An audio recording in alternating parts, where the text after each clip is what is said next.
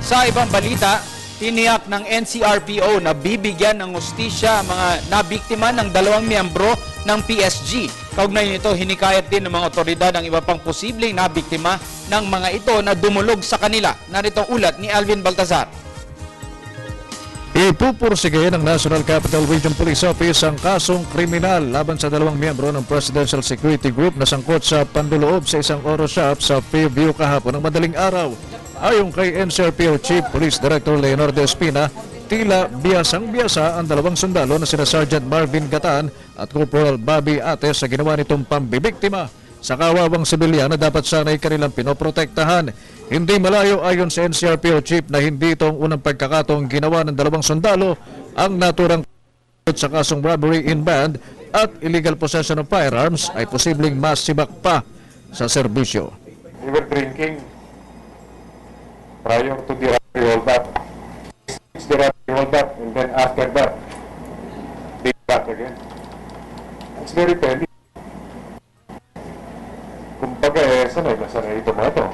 Kasi I'm personally interested, sino pa ang mga biniktima ng mga ito? Isita na yung 2 allegedly member ng Armed Forces of the Philippines. Wala pa pong ilang minuto, may lumabas pong isang gwardiya sa katabing establishmento na humihingi rin po ng assistance sa amin na allegedly victim po sila ng robbery. Doon na po nagkatagni-tagni, nagkaroon ng mga circumstantial evidence leading to the involvement of these 2 members of the Armed Forces of the Philippines sa robbery. Pinagtibay naman ang salaysay ng security guard ng Oro Shop ang papel ng 2 sundalo sa panloloob kasama ang 3 sibilyan na subject ngayon ng police operation.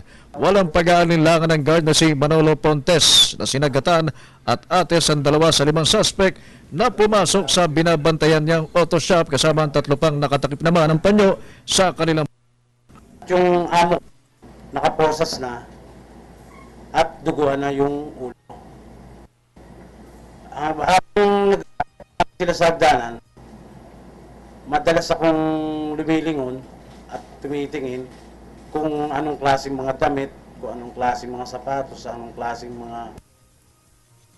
Nanawagan naman si Espina sa posibleng mga nabiktima ni Gatan at Ates na magtungo sa kanyang tanggapan upang mas dumami ang complainant at lalong madiin ang 2 sundalo sa kaso.